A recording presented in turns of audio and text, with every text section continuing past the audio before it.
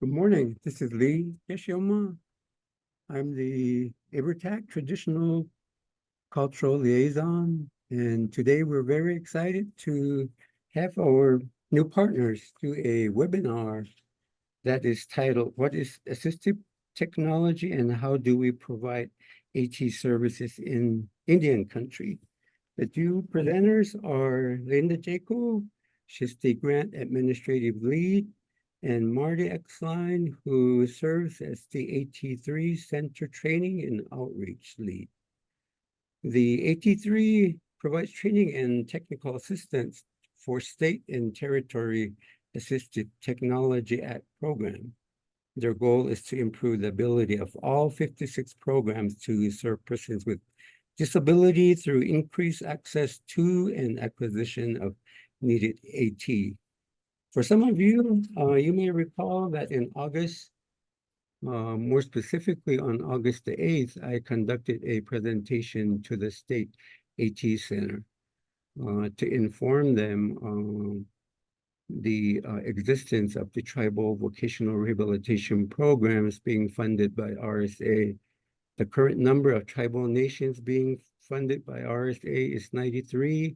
So I shared an overview of the purpose of the ABERS programs and also provided information as to how they can connect with the individual programs that exist within their state. At this time, I will share a prayer as part of the opening for this particular webinar. My prayer will be in the Hopi language, which is basically acknowledging our gratitude for our Creator that will guide us to the day. I will ask him for his support and guidance during the webinar, and also to look out for everyone that is participating with us today, as well as the two presenters from the AT3. Wama talangwa kokatawam itamu misel nama takna ita biuhalay tote no ovem tinaya kang ang biunaksani ang kaisup kya sinam kya umi tiwat ita tinglaya ang kahaki ayon ita misosok na mumi anang tapni kumake umi but tinglaya kang bumay katiyamay alang tani nako ovem halay kyang biupumay amamam yanum ni noko wina pi umitu winta kamitamu mitu na yata kahaka nikpan itamumi itamu yuyu na ita tumalay bi o aleng to da ang kaya itamumi sinom ita tumalay tinglayang maputak tuwa na putaw hinwu waye sen hita ang tuwa tuwa hita ang kai vai putak pati tuat au alem to tani nakwa ko vian tani ko.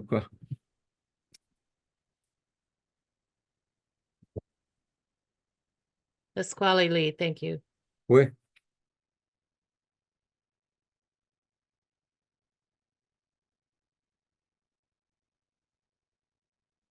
So we're going to get started this morning with the presentation. We're so excited about this collaboration with the AT3 office there in DC or Bethesda. I'm not sure exactly the location and Avertac.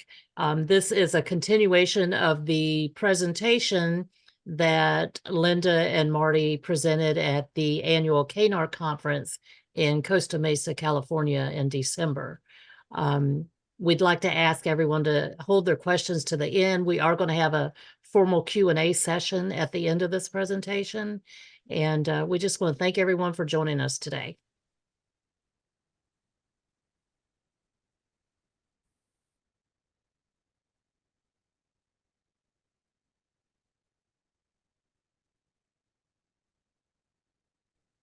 Should I go ahead and get started? Absolutely. Okay, thank you, Jamie, and Lee, and Miles, and Rebecca. Marty and I are very thrilled to be here with all of you today and to continue chatting about assistive technology and what a difference it can make. I'm Linda Jaco, and as you can see, Marty's there as well. Marty, You want to give a shout out?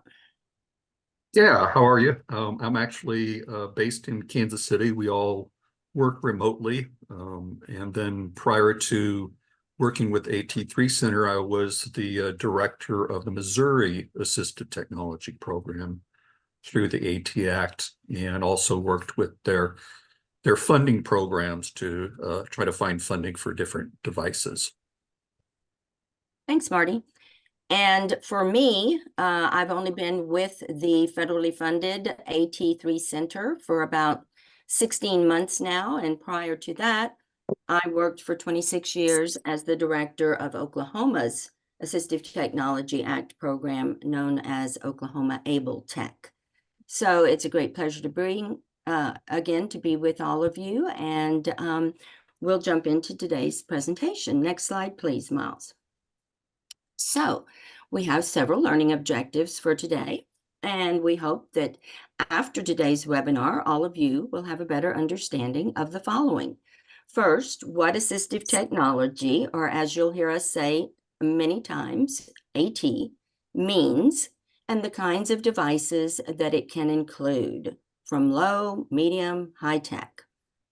The types of services that are offered by Assistive Technology Act programs. As Lee mentioned, there are 56 of them, one in every state and territory of the U.S. Also, how to contact your AT Act program and how to access their services. And lastly, possibilities of ways that you can partner with your AT Act program to better serve tribal members. Next slide, please.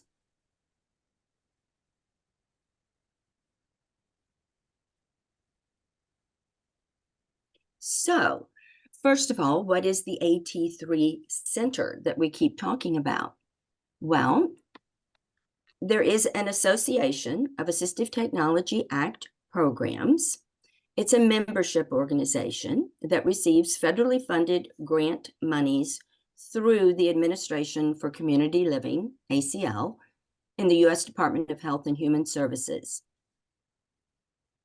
That is what has created the AT3 Center. So ATAP applied for and received the federal award to create and maintain the AT3 Center.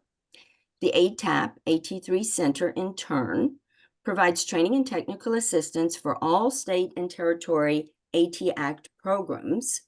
The goal is to improve the ability of all 56 of these programs to serve persons with disabilities through both increased access to, which you'll be learning how we do that, and the acquisition of needed AT. Next slide, please. AT Act programs have a large service delivery area.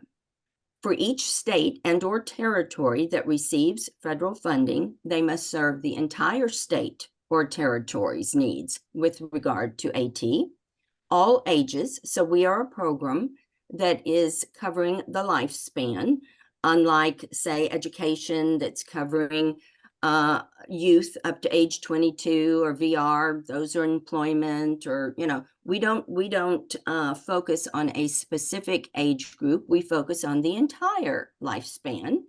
We focus on all disabilities. So some federal programs provide money for one particular type of disability or disease grouping, where we cover all disabilities, and we also cover all categories of AT, of which there are 10, and you'll be learning more about that throughout today's webinar.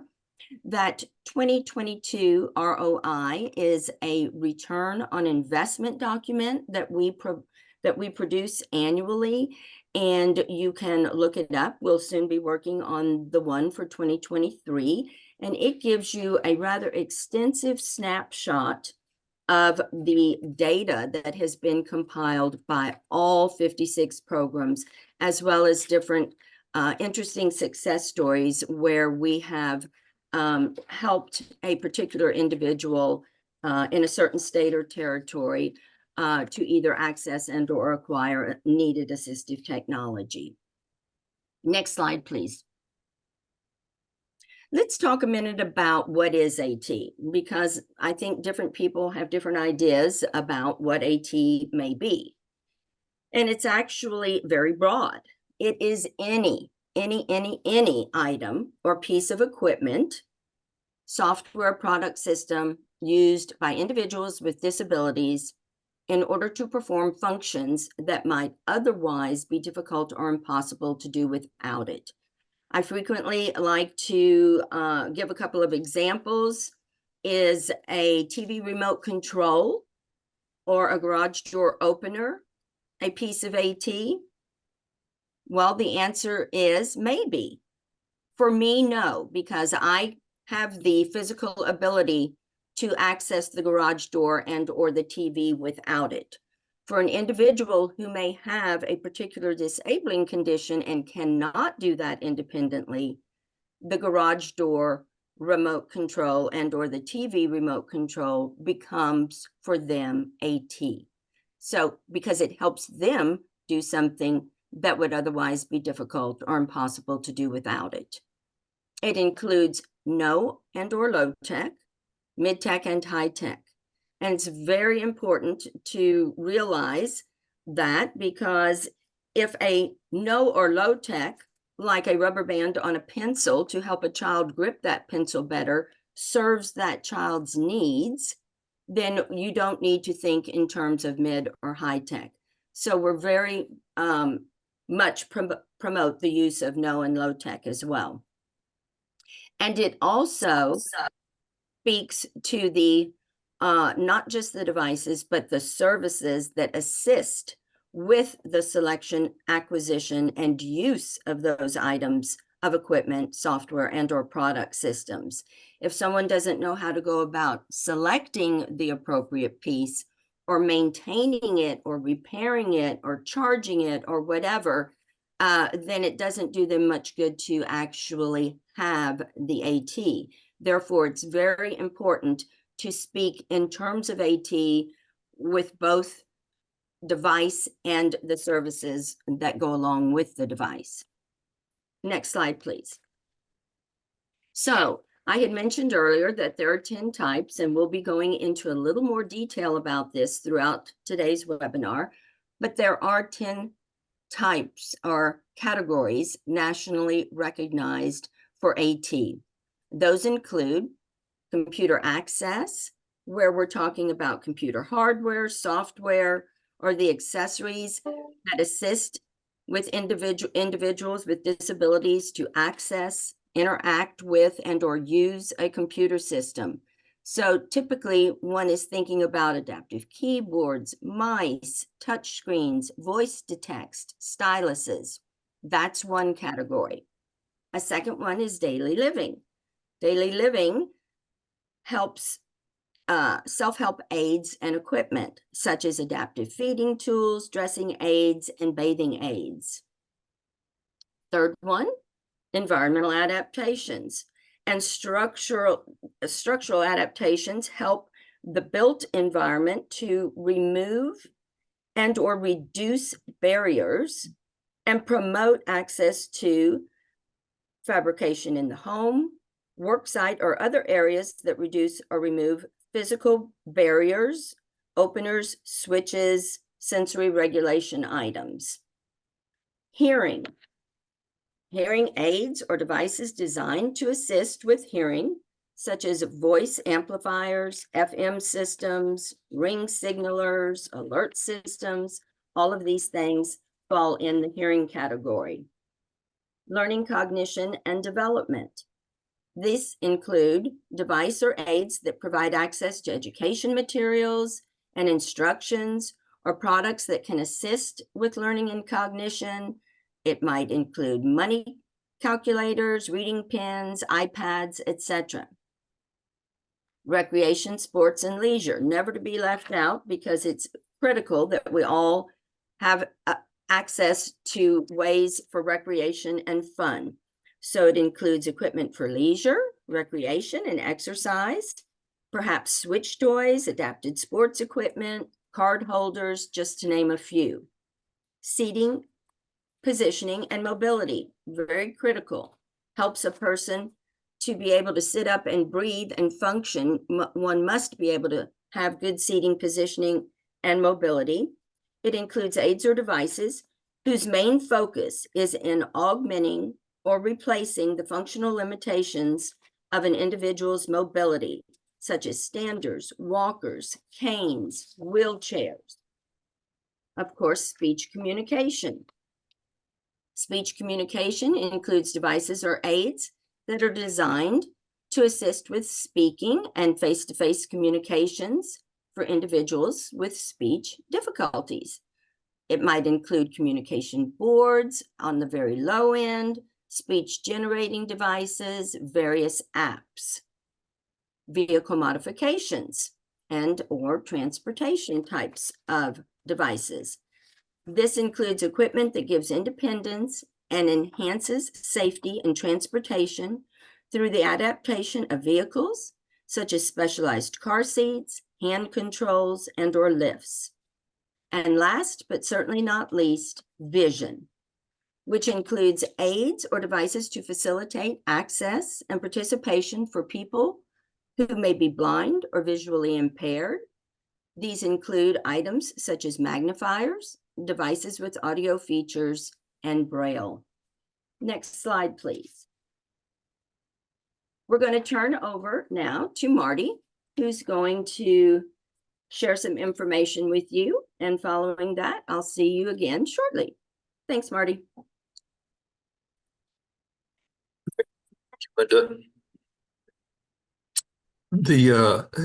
We wanted to just touch on what the core services were for AT programs in all the states and the territories. Some maybe have some variation on how they're provided, but there are some central services focused on, number one, access is just how do you figure out what services, what kinds of assistive technology might be appropriate for yourself, for somebody you're working with. What are the range of available items? So two of the services that the AT programs provide, I'm going to go into a little bit more detail about each of these, is device demonstration programs to actually have a demonstration of devices.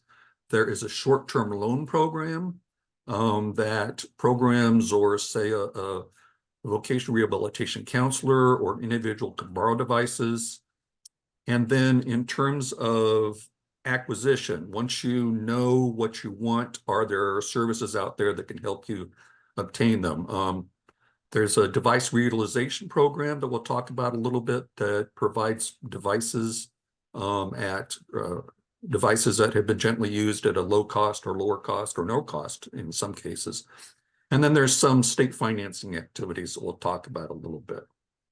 Another program or another activity that states are involved with is digital accessibility, trying to help out entities in their state, whether it be state government or schools, universities, with making sure that whatever digital materials that they're putting out, whether it be their website or it be materials, written materials, that they are accessible to people with different disabilities. And then we also have some state leadership activities that I'll touch on, information assistance training and public awareness. Why don't you jump to the next slide and we'll talk a little bit about device demonstration. Well, before we do that, yeah, just to mention there are 56 programs, 50 states, obviously, and then also District of Columbia, Puerto Rico, and the territories also have assistive technology programs. And the absolute best way to learn about your AT program and connect with them is to use the state and territory program directory. It's right on the homepage of the at3center.net. You can go and look at, find out a lot about your state AT program and the people in it, and we'll talk a little bit more about that at the end also. So jump to the next slide. So device demonstration activities.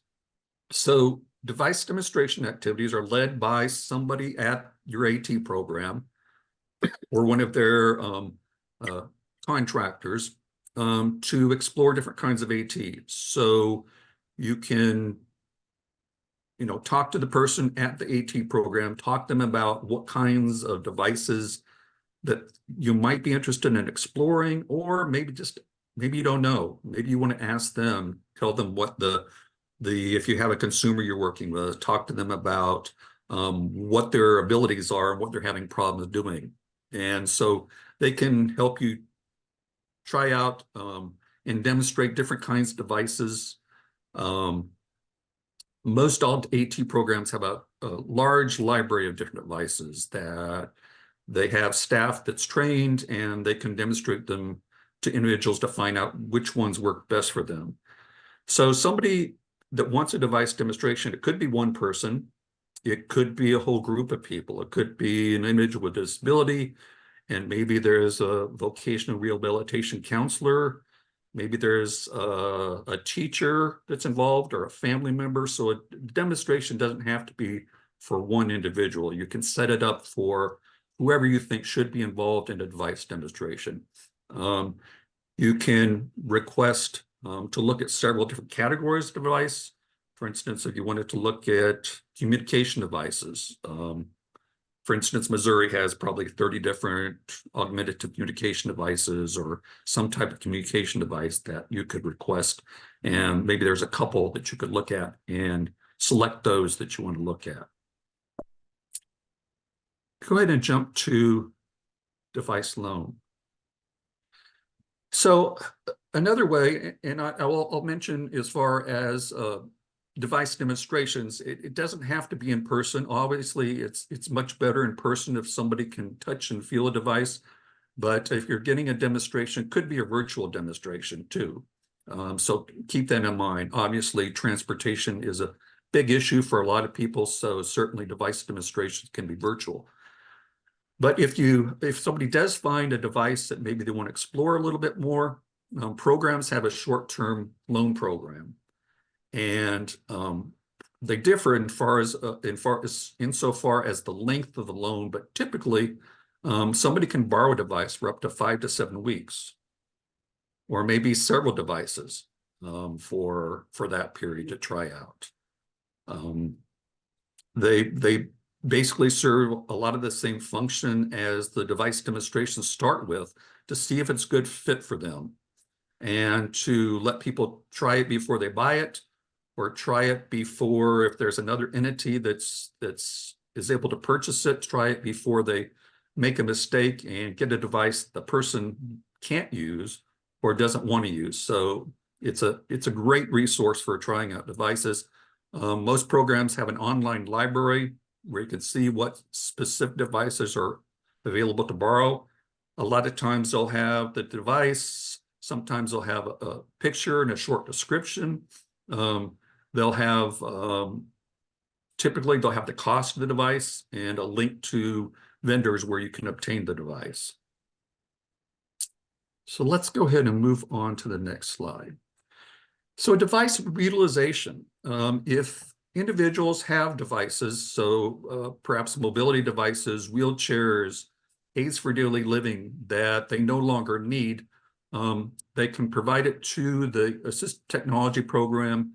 The program can repair it if it's needed, refurbish it, and then reassign it to somebody who can't otherwise get the needed equipment.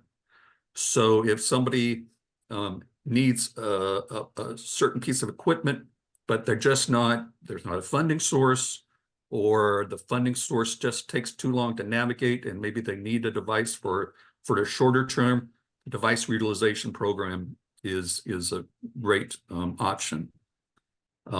Again, sometimes devices are provided at no cost. Sometimes it's a greatly reduced cost over what the equipment would be if somebody was purchasing it new. Another thing they have, a lot of programs have an exchange program, and that's basically where somebody can list something that they have available either for sale or to provide at no cost, and it's a person-to-person exchange, which is kind of like an online classified ad. So a lot of programs have exchange programs too, where you can look you might want to check every so often to see that there's something available that an individual would need. And again, just like the device demonstrations, most programs have an online library of the kinds of assistive technology that's available. And when you're just not sure what might work out for somebody, it's just a great resource for helping to make decisions. We'll move on to the next slide. So state financing activities. State financing activities are any activity that can help people purchase the AT that they want. One of the programs that many assistive technology programs have is a low interest financial loan. And to purchase needed AT or to modify a vehicle, they work to try to provide lower interest loans than you would be able to provide or obtain commercially. They work with a program if somebody has maybe a poor credit history or no credit history, they try to work with them, also try to set up something with very low monthly payments. Basically, if this person can utilize the loan program, they want people to be able to do that.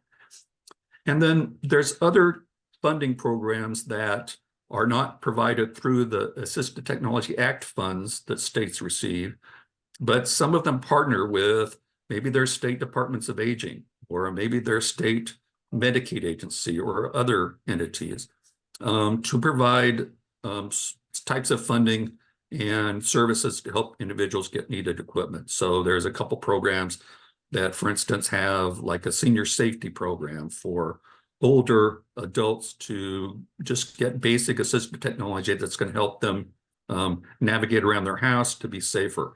So there's just a kind of a wide variety of possible state financing activities. So again, your best bet is to make sure you contact your assistive technology program and talk with them and find out, tell them the situation and find out what kind of service might be best for the individual. And go ahead and move on to the next slide. So yeah, just a little bit more about the core services.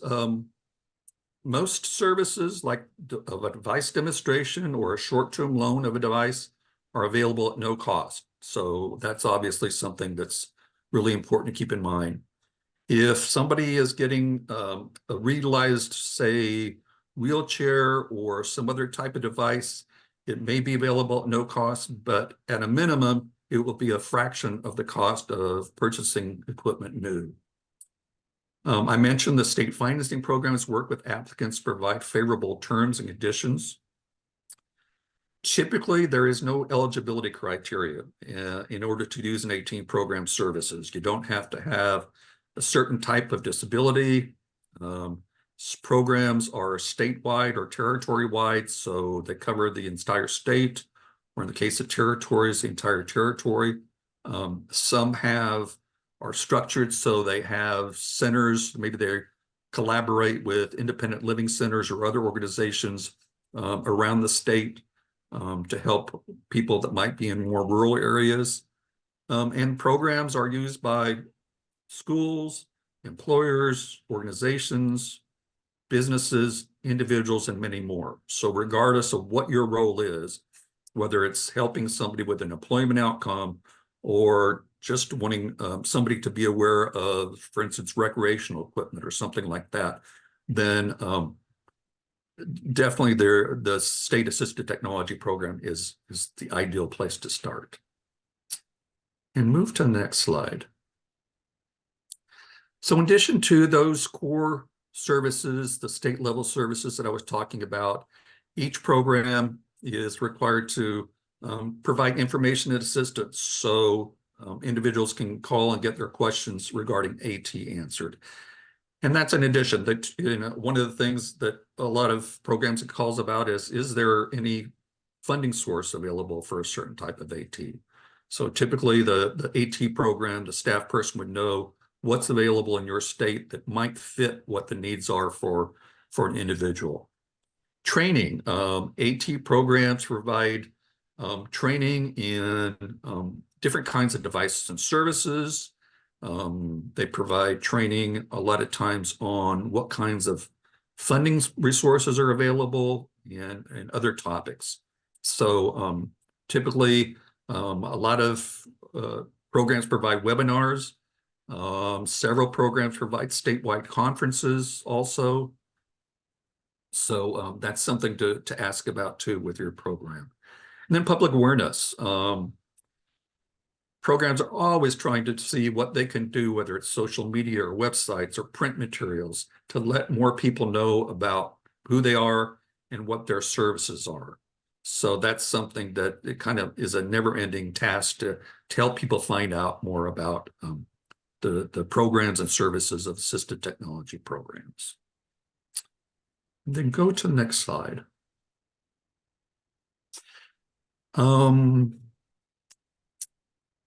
Was I moving over to you, Linda? Yes, I think so. Great. Okay, thanks, Marty. So we talked about, Marty covered a lot about the different kinds of activities that are going to provide the needed access to, which are your demonstration and your short-term loan, as well as acquisition of. How do you get it? You get it through those reutilization programs and or the financial programs. And then, of course, how do you learn about all those things? Well, that happens through the INA and the training and the public awareness events. So what's another cool feature that the AT3 Center offers? It is part of our website, and it's called Explore AT. So frequently people are like, gee, I just don't really know. I'd like to see some examples. Where can I learn more? I'm afraid to ask that question, whatever the reason may be. Explore AT was created as a clearinghouse for information related to AT devices and services.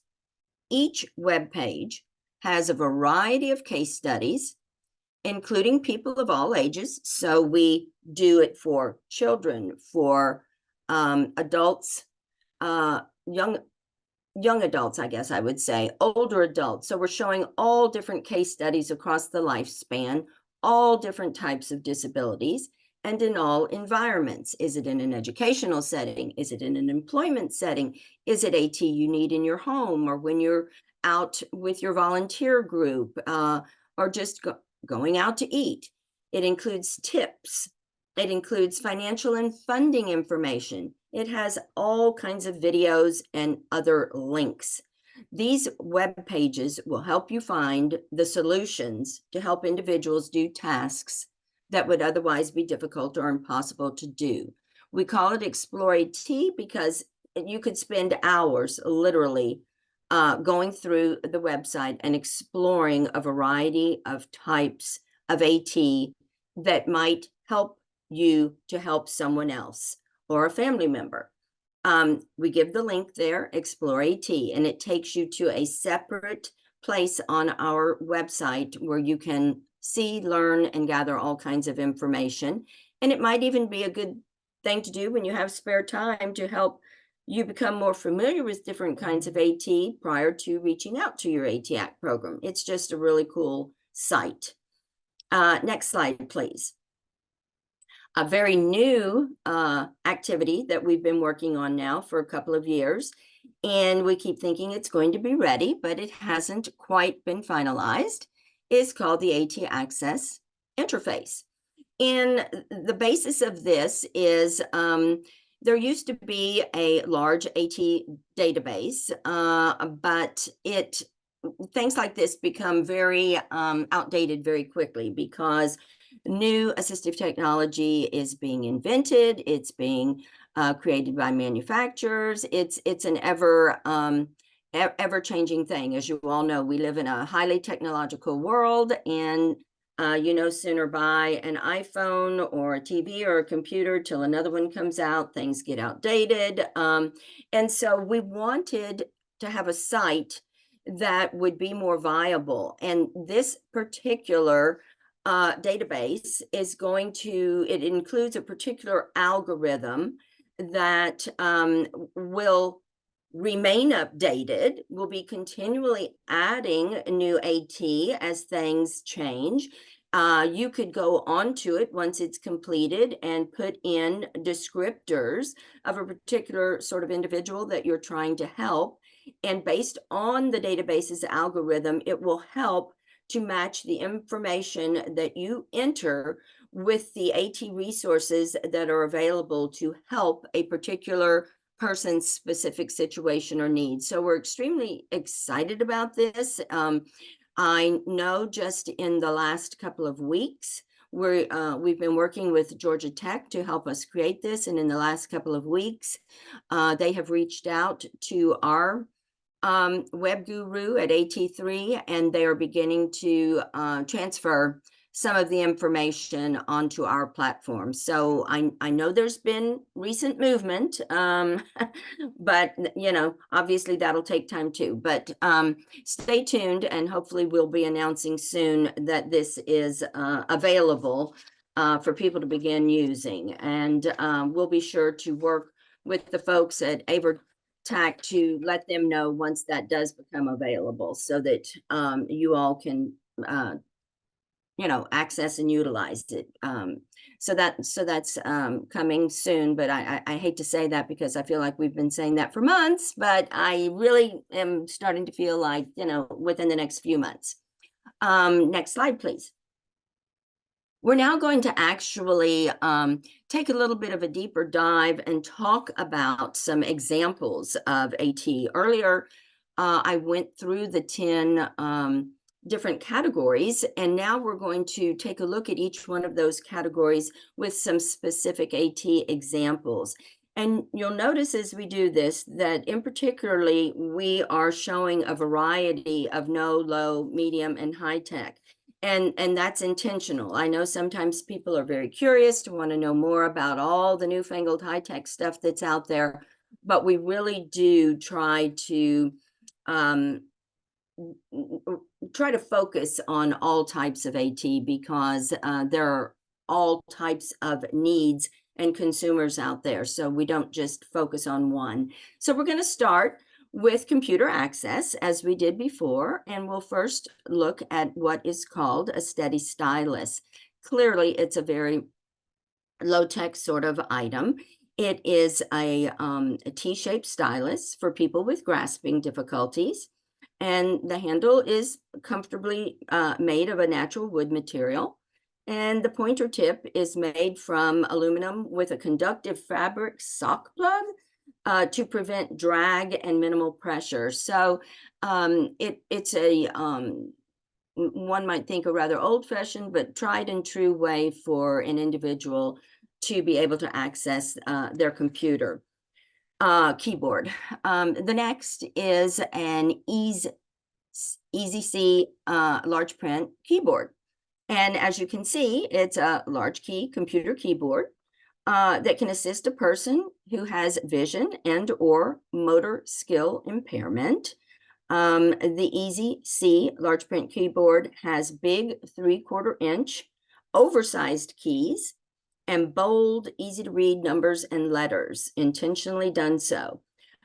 This keyboard connects via a USB and will work for Mac and or Windows users. It's a very, very popular item that gets demonstrated and loaned a lot. And there are other similar varieties, but this is the one we're sharing with you today. Next slide, please. And we're going to take a look at some daily living examples. Again, we're starting with something very low tech, the long-handled shoehorn. And there are many of these on the market. This particular one is a high-quality 24-inch metal shoehorn. The idea being that it has a flexible spring handle for easy use. It is specifically designed for you to be able to put on your shoes while standing, with less effort and virtually no bending required. And for many, that's very useful, whether it's an issue with weight, following a surgery, different kinds of arthritis or pain. It has many uses for many different kinds of people. The next item they're called easy holds. Perhaps you've seen these before. The grip can assist you to grab onto a variety of items, utensils, tools, toys, cups, whatever it is you're trying to hold and grasp. The cuffs hold any object in the hand or on one's limb for better control and a greater tactile experience. They're both dishwasher and medical grade disinfectant wipe safe, and they come in 5 different sized cuffs, as you can see. So it can be for children all the way up to adults, and they're a very handy item. Next slide, please. It's also a daily living item. It's called a Dose Health Medication Aid. It helps someone who's having a hard time adhering to their medication schedule. I know this is frequently an issue for many people, and it causes a barrier or impacts their ability to sometimes be independent, but with this, they can be. It provides medication management, health reminders, and medical alerts. This particular one does have a monthly service fee, but there are many, many different kinds of medication aids that are on the market. Again, this is just one example of many. The next slide, please. We'll go to environmental adaptations. Remember, these aids help to remove or reduce barriers and promote access to one's home or worksite or other areas where they're having difficulty opening, switching, etc. The first item is an ultimate gooseneck switch, and it's typically used with a universal clamp. It is a switch that has been designed to be used by even the most profoundly challenged or neurologically impaired individuals. It requires a very light touch for it to operate, but even though it requires a very light touch for its operation, it can withstand the abuse of gross body movements or severe blows. So again, very, very useful for someone who's most profoundly challenged or neurologically impaired. The second item are Bose wireless Bluetooth headphones. They amplify sound based on an individual's need.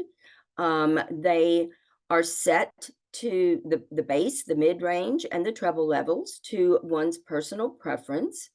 They typically, a charge will typically last about 24 hours.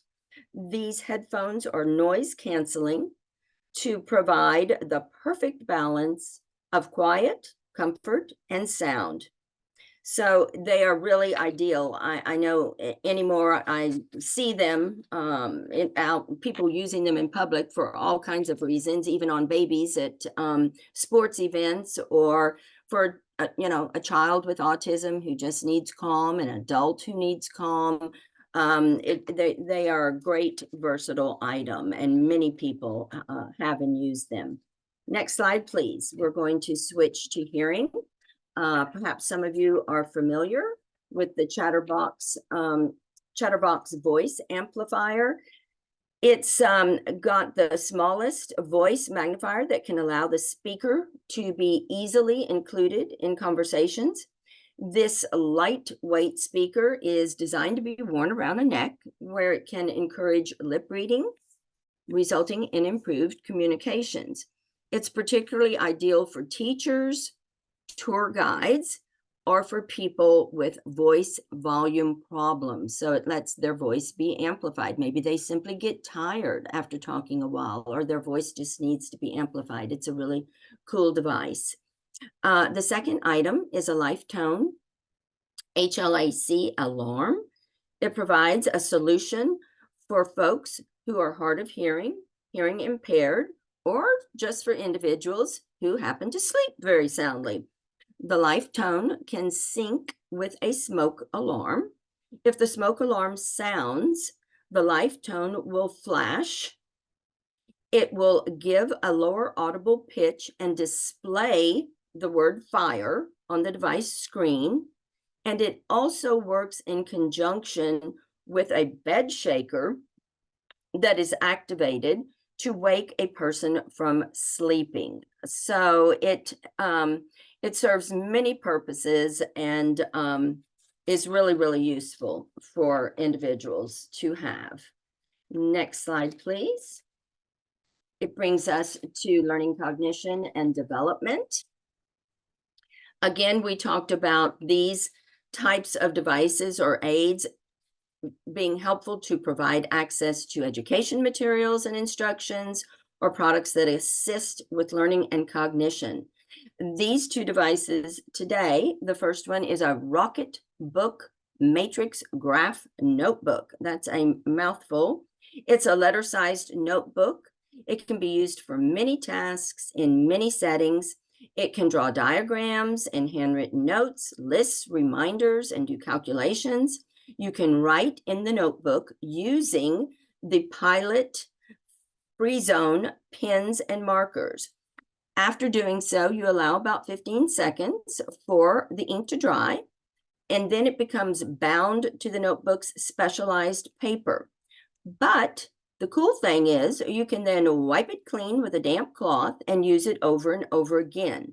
It also has apps for both iOS and Android, and you can store those notes on the cloud, such as Google Drive, Dropbox, and even Evernote. So you can, manipulate it manually, but also then store it to your device. The second item is a time timer. It's a 60-minute analog countdown clock that can assist students, parents, teachers, and professionals to manage their time wisely among tasks and keep organized during study or work time. It provides a visual cue, which is helpful for many individuals when they are trying to anticipate a transition from one activity to another. As time expires, the visible display of the red disc disappears in the clockwise direction. So again, very useful for a variety of ages and individuals. And now I'm going to turn it back to Marty. Yeah, thanks, Linda. Yeah, we wanted to just look at a couple of quick items in recreation, sports, and leisure. One is it's called a Strike Fighter fishing pole holder. It enables somebody who only has the use of one arm to be able to reel in and strike at fish. It can handle large or small fish. So it's just one way for somebody with some functional limitation to be able to take advantage of recreation. The dice roller is just a recreational device to press on the top of the roller and the dice roll. You'll see there, it also has a switch that can be used to activate the dice roller. And I would say that that's one area that you would definitely want to talk to your assistive technology program, is all the different kinds of switches that are available for people that aren't able to operate a device in a traditional manner.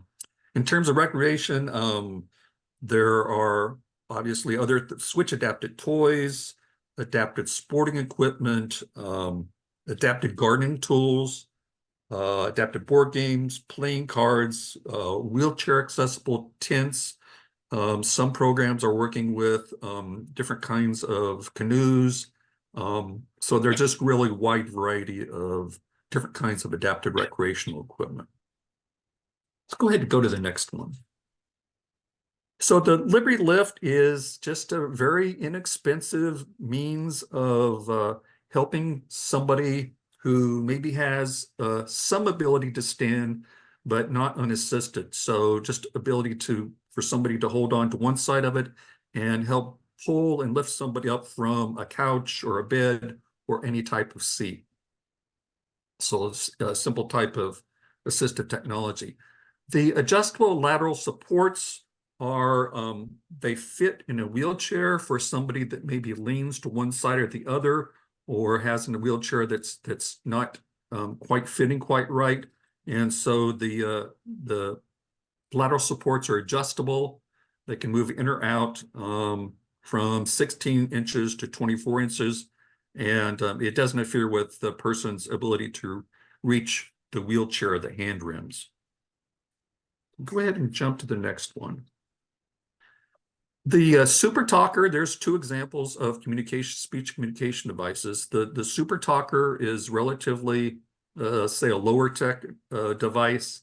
It can be featured up to 16 minutes of recording time and up to 8 different levels in terms of being able to, to use whatever levels that you want for a lower type of augmentative communication device. And then the Lingraphica is a little bit more complex device. It has, it also, obviously, in addition to providing images and voice, it also, when it's activated, can provide a whiteboard where letters or words can be written or pictures can be drawn. A keyboard where words can be typed if that's an option for the person. And also a photo album, which is for some people just recognizing individuals in a photo album might be useful. And go ahead and move to the next device. So these are just very simple examples of vehicle modifications.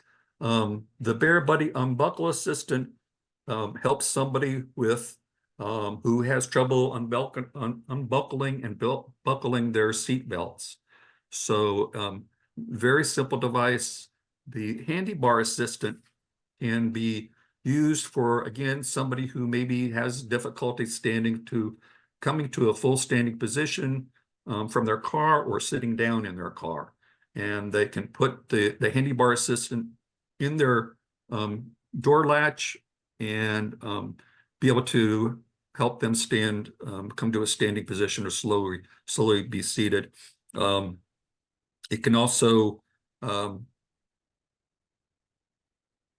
a seatbelt cutter in case of an emergency and can also be used for an emergency glass breaker for the side windows. Let's go to the next one. So assistive technology examples of vision. I mean, there are so many different types of magnifiers, from very simple ones. The one here, this low-tech magnifier, is just a simple dome. Sometimes that's all anybody needs.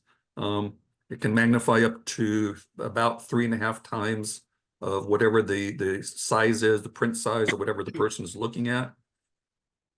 And then the Ruby handheld magnifier is kind of versatile. It can be used by holding it by your hand. It can be set on a table, and it can be used both for reading. It could be used for also, it can be used if you're looking at something maybe down a hall and you're not sure you want to magnify that, you can do that. So it's very versatile. It's been around for a long time and updated quite a few times, and people do seem to like the Ruby. And jump to the next one. So going back to you, Linda. Yeah, sure. Thanks, Marty. So what are some ways to partner with your ATAC program to better serve tribal members that may need assistive technology? Obviously, we have this great partnership with AVERTAC, but we really want ATAC programs to be able to better serve tribal members. So how to get together with your state or territory's ATAC program director to identify common missions and priorities. For example, could there be ways to partner so that students can get better access to appropriate AT in school or as they transition from school to employment or college when VR steps in? Are there ways to make it easier for persons to find what kinds of AT can help them do a job?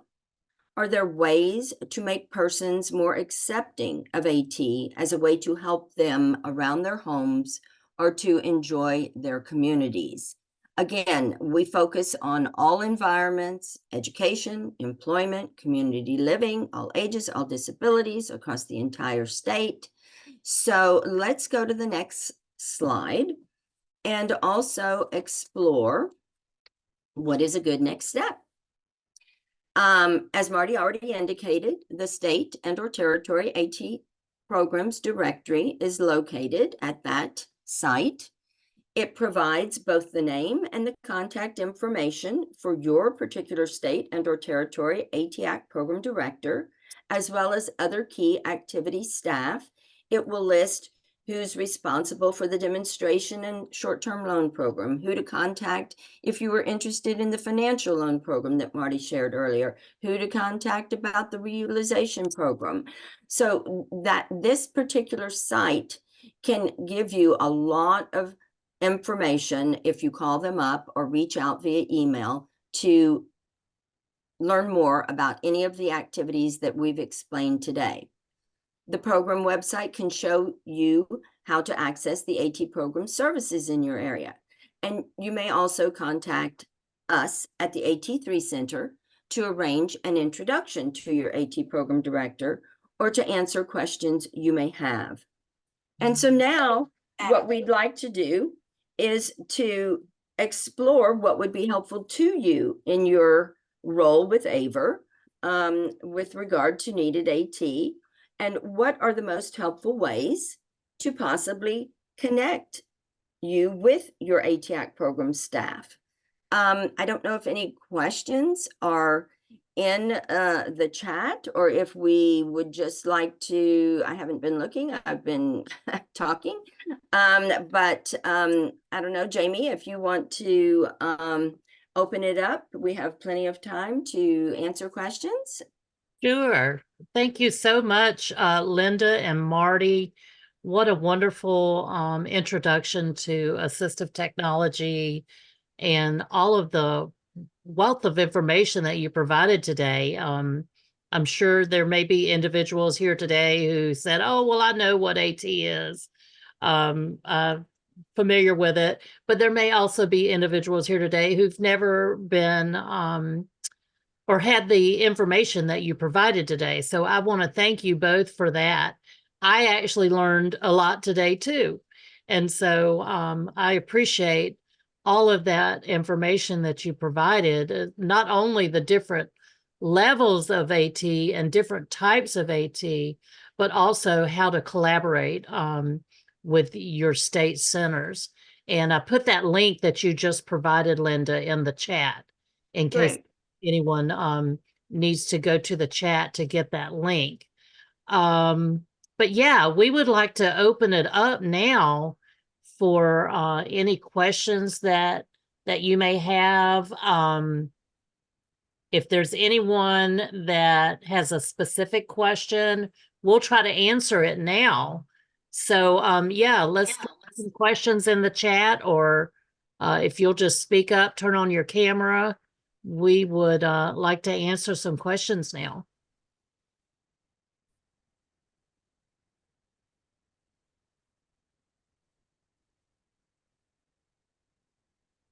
I did see one question in Yeah. the chat. Somebody was asking about whether the AT programs were only for tribal members or other persons with disabilities. The AT program is for everybody, but we do know wait list, and then contact that individual when that wheelchair becomes available. So that particular program, as I said, really functions on the donations, basically that people who utilize Medicare and or private insurance, when they no longer need durable medical equipment, maybe the individual has passed away, maybe the individual only needed it short term post a surgery. Maybe the individual needed, outgrew it. They were a child, needed to go to a bigger size, or an adult that needed a bigger size. Then those wheelchairs and different items become available if someone wants to donate it to their ATAC programs, reutilization program. So their inventory is changing continuously, and you really need to avail yourself to the program's website and look and see what items do they have for demonstration, what items do they have for short-term loan, what items do they have for their reuse program. I know when I was the director in Oklahoma, if we had the funds available, if we did not have a particular item in our device inventory, we would try to go purchase that item so that we could put it into our device inventory for people to have for demonstration and short-term loan purposes. So don't be hesitant or shy about doing, some exploration or investigation. It's very easy to look up the ATAC program in your state and or territory from simply going on AT3's website. It's one of the main menus. It says AT programs. Click on it, scroll down through them, and you will have the information that you need. Yeah, it's the first link at the top, the ATAC programs. And if you click on that, then you'll get a list of states and you'll be able to go down and get all the information that Linda was talking about. What other questions? And if I didn't answer that question appropriately about how long does it take to get approved, if I didn't, please give me more of a clue and I'll give it another shot. I'm not short of words, as you can tell. Thank you so much, Linda. You're welcome. Anyone else have any questions? We would love to discuss some of these things, and just know that, your question is probably something someone else may be thinking to ask also. Totally, totally. Yes. Don't be shy. And also, if the question comes to you after today's webinar, please reach out. Absolutely. I know someone had made some comments during the presentation at KNAR that they did not realize that a lot of these AT devices could be used for beading or for leather work or for even drumming, things like that. And it wasn't until folks actually started looking at the different types of AT that the realization that these are things that we can use in Indian country. And so, thinking outside of the box, I think if you go to the website, it is just a lot of good information at that website. And the link is in the chat. And I think some exploration on our part, we would realize that, there's a lot of good resources here we're probably not using. Any other questions? Yeah, I came in a little late. We had a 2-hour snow delay today, but I was just looking at the website that was posted in the chat. And if I plan to look through that and check it out, but if I have any questions, who's the best person to email or call? Really, either of us. We or put both our names, or if you want to particularly know something, contact someone in your state. The website where we were talking a moment ago about AT programs, it will have that contact information there, not only about the director, but it typically lists, the person who is managing the demonstration or the short-term loan or reutilization or the financing program. And it will pinpoint various folks for you, but just, reach out to whoever you think. It looks like Rebecca just put our emails in the chat. I'm linda.jaco@atap.org.org, and Marty's marty.xline@atap.org.org. So, we get hundreds of emails. Don't with all kinds of questions. And if it's something we can't answer, we'll direct you to the person who can answer it. You will not go without an answer. Linda, I have a question. Yeah. I remember last year down in the Arizona when we were in Phoenix, they had a program and it's like a lend or they can try a device out for before they buy. Yes. Is that something your program does also? Yes, that's exactly what the program does. Some people call it try before you buy. I think today we were calling it the short-term loan. So basically the idea is if you have a demonstration, where you can learn more about any one of the AT categories. You know, maybe someone is losing their hearing, maybe someone was born with an issue, maybe someone, you know, it just doesn't matter. You call up, you say, hey, I've got this issue. And, you know, can I make an appointment to come in, or can I make a virtual appointment to see some items that might help with my, you know, with my hearing loss, my recent hearing loss. Let's just use that as an example, or my recent vision loss, or my child who's struggling in school, or whatever the issue may be. And it can be that, you know, as Marty mentioned, several people can attend the demonstration. You can have the VR counselor there. You can have the classroom teacher there. You can have the caregiver there. You can have the whole family there to learn more about the device. And the whole idea of that demonstration is to help someone make an informed decision as the result of seeing these devices demonstrated. Would that individual benefit from AT? Not necessarily the particular device that was demonstrated or devices, but just, does AT appeal to them? And then if it does, borrow 1, 2, 3 of those devices. Use them where you're struggling. If it's the child in school, you take it to school and use it. If it's the individual in their employment situation, you take it to the office or use it in your remote office at home. If it's an elder member who's struggling in the community, they use it in their home or take it to their you know, local casino or wherever it is they're struggling with it. That's the whole purpose of borrowing the device, so that you can use it where you need it, see if it meets your needs, and it gives you that opportunity to know if it's going to benefit you prior to spending any money, or any VR's money, or the school's money. It's that opportunity to try before you buy. That's what all of these programs do, all 56 of them.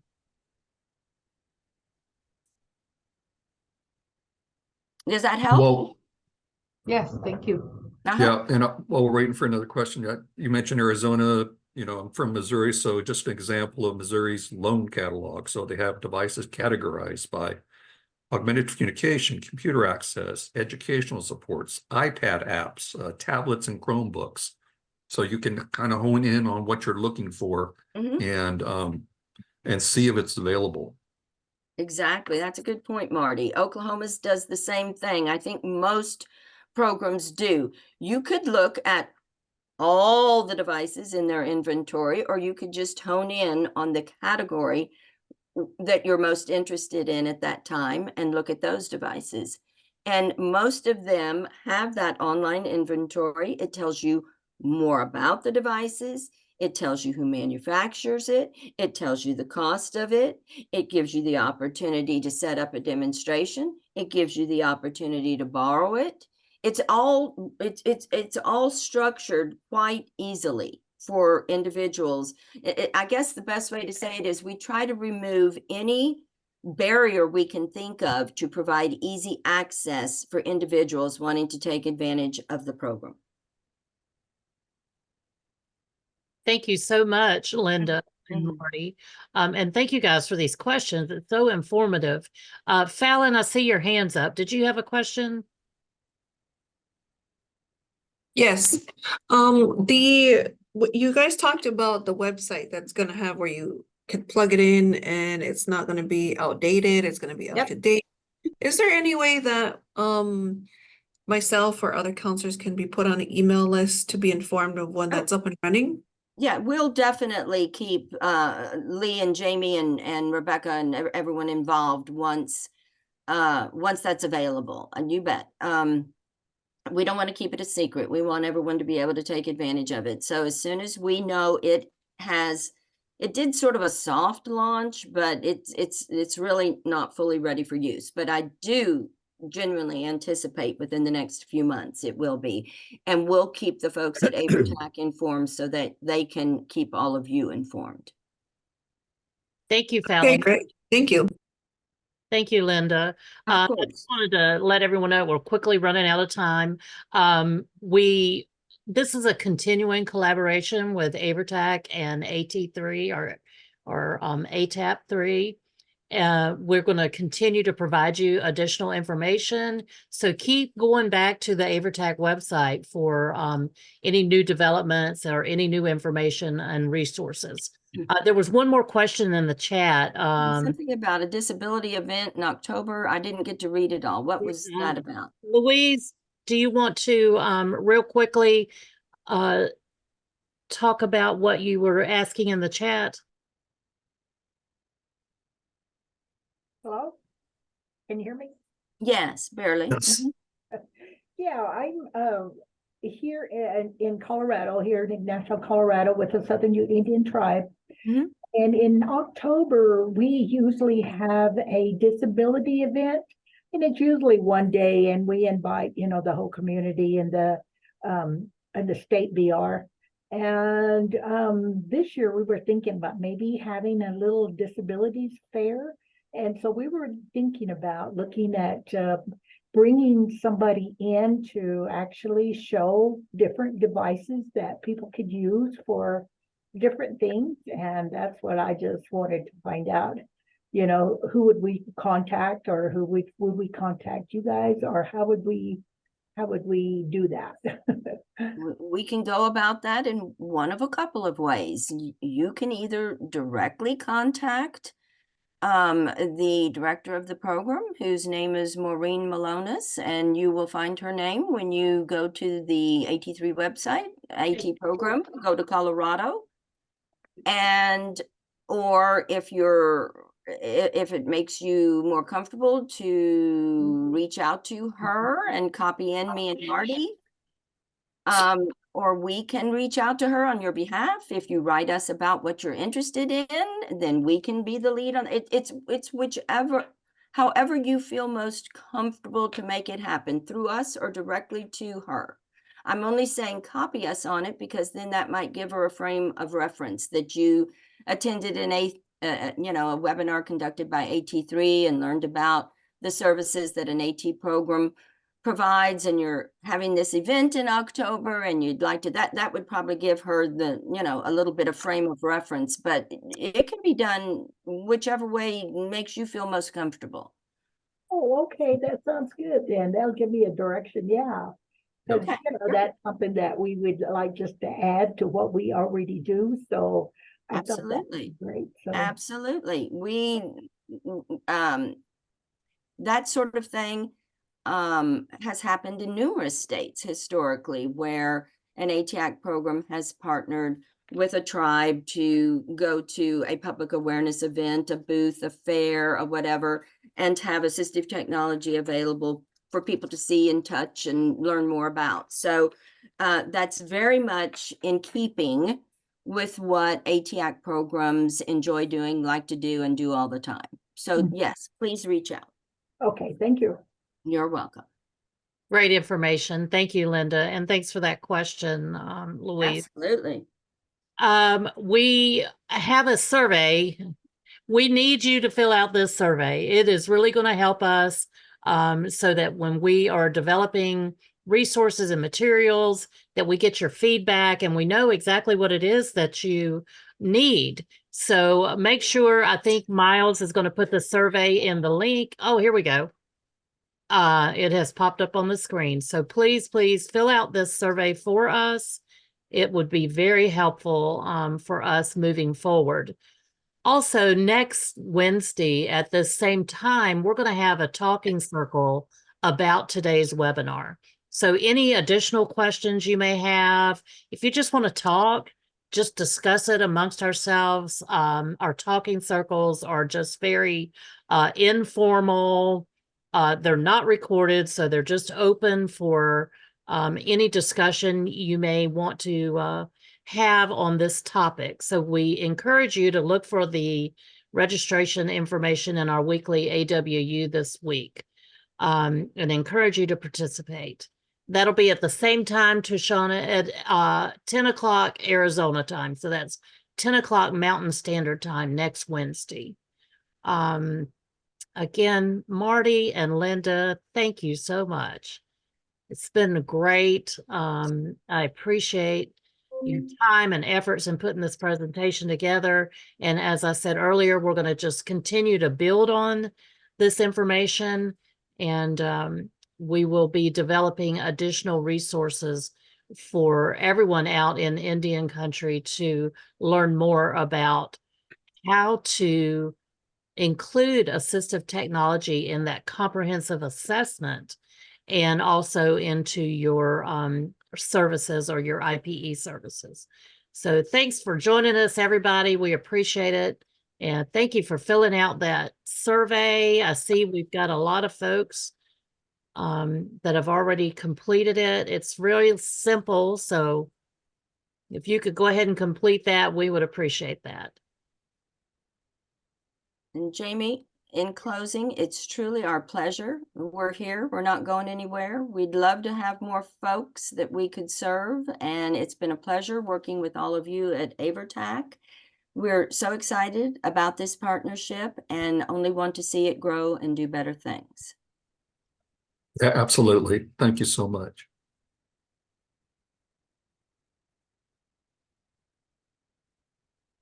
And you all have a great day. For those of you in these frigid temperatures and snow and ice, my thoughts are with you.